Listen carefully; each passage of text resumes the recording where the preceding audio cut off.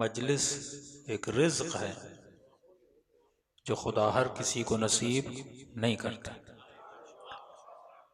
रिज्क सिर्फ माल नहीं है, रिज्क सिर्फ पैसा नहीं है।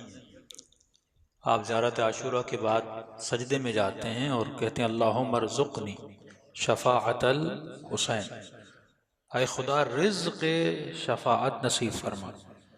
मतलब ये भी एक रिज्क है जो खुदा हर किसी को अता नहीं करता। या अल्लाहुम्मा रज़ुक़निल बराअह, खुदा मुझे रिज्क बराअत अता कर। देखिए, मोहब्बत अहले बैत भी रिज्क है, उनके दुश्मनों से बराअत करना भी रिज्क है। आपको कई ऐसे मुसलमान मिलेंगे जो आले रसूल के आशिक हैं, मुहिब हैं, मतलब वो रिज्क मिला है। लेकिन आपको बहुत कम ऐसे मुसलमान मिलेंगे जो दुश्मनाने अहले बैत से बेजारी करते हो, मतलब इस रिज्क से महरूम है। और आप वो खुश नसीब हैं जिसे खुदा ने दोनों रिज्क दिए हैं,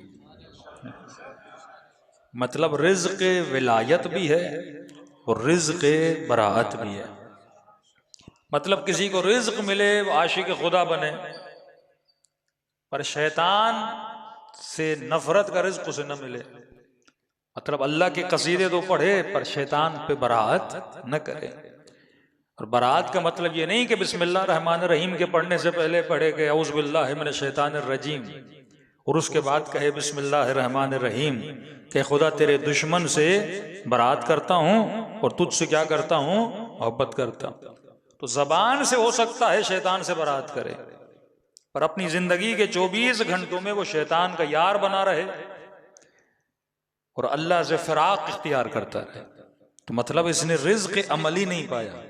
रिज्क सिर्फ जबानी नहीं है कि या अय्युहर रसूल बल्लिग मा उनज़िला इलैका मिन रब्बिक। हर मुसलमान जब कुरान पढ़ता है तो इस आयत को पढ़ता है, लेकिन इस आयत के रिज्क से वही फायदा लेता है जो अली की विलायत को मानता है।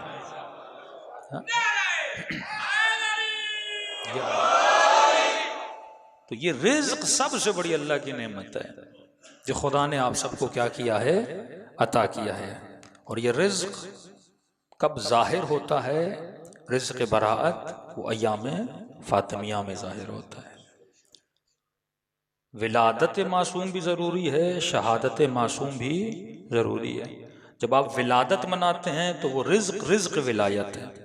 जब आप शहादत मासूम मनाते हैं तो शहादत के नतीजे में जिसने जुल्म किया है उससे इंसान बराअत करता है, तो वो क्या है, रिज्क बराअत है। इसी तरह मासूम फरमाते रिज्क तौबा, ये भी खुदा हर किसी को नसीब नहीं करता। रिज्क दुआ, रिज्क मुनाजात, रिज्क ज़ियारत इमाम हुसैन, किसी की मदद करना, ये भी अल्लाह का रिज्क है। क्योंकि ये जो ख्याल खुदा आपके जहन में डालता है ये परवरदिगार आलम का रिज्क है। खुदा नेकी का ख्याल हर किसी को नहीं देता। कितने लोग इस सफर करबला में इमाम हुसैन के साथ थे, लेकिन रिज्क रिफाकत किसको नसीब हुआ? वहबे कल्बी को नसीब हुआ। मतलब कुछ ऐसे थे जो पैदाइशी मुहिब मौला के साथ, जब मौला ने दिया बुझाया तो कई लोग उस खेमे को छोड़ के चले गए थे, लेकिन वहाब इमाम हुसैन के साथ बैठा रहा। मकतब कोई और था, मजहब कोई और था, लेकिन उसने मशरब हुसैन से जब रिज्क लिया तो आज तक हर मजलिस में वहाब को याद किया जाता है। ये वो रिज्क है जो खुदा हर किसी को अदा नहीं करता। तो उलमा फरमाते हैं जब मजलिस अहले बैत में आओ तो कम अज कम हर मजलिस के बाद शुक्र खुदा क्या किया करो, अदा किया करो। अब रिज्क मिल रहा है, लेकिन क्या ये सिर्फ याद सैयदा है या इस याद से मैंने कुछ हासिल करना है? हमारी तरह लोग थे, कुछ मौला अली के मददगार बने और कुछ वो थे जो अली इब्न अबी तालिब के घर पे आग लेकर आए। अच्छा, ये नहीं कि कुछ ने रसूल की बातें सुनी थी, कुछ ने नहीं सुनी, सब ने सुनी। यानी जब दरवाजे से गुजरते थे झुक के सलाम करते थे। सबको पता था कि बेटी के एहतराम में खड़े हो जाते हैं। यानी ये नहीं कि कोई फजीलत छुपाते थे, घरों में बातें होती थी, सबको पता था। सबके सामने कहा फातिमा तो बदअतुम मिन्नी, मेरे जिगर का टुकड़ा है। यानी पूरे मक्के और मदीने में अगर कोई बीबी जाहिदा थी, आबिदा थी, फाजिला थी, आलिमा थी, वो सैयदा फातिमा तो ज़हरा थी। कुरान की तफसीर बयान किया करती थी। खवातीन अगर अहकाम पूछना चाहती थी तो किसके दर पे जाती थी? यानी सहाबियात अगर किसी के दर पे जाती थी तो सैयदा फातिमा तो ज़हरा थी।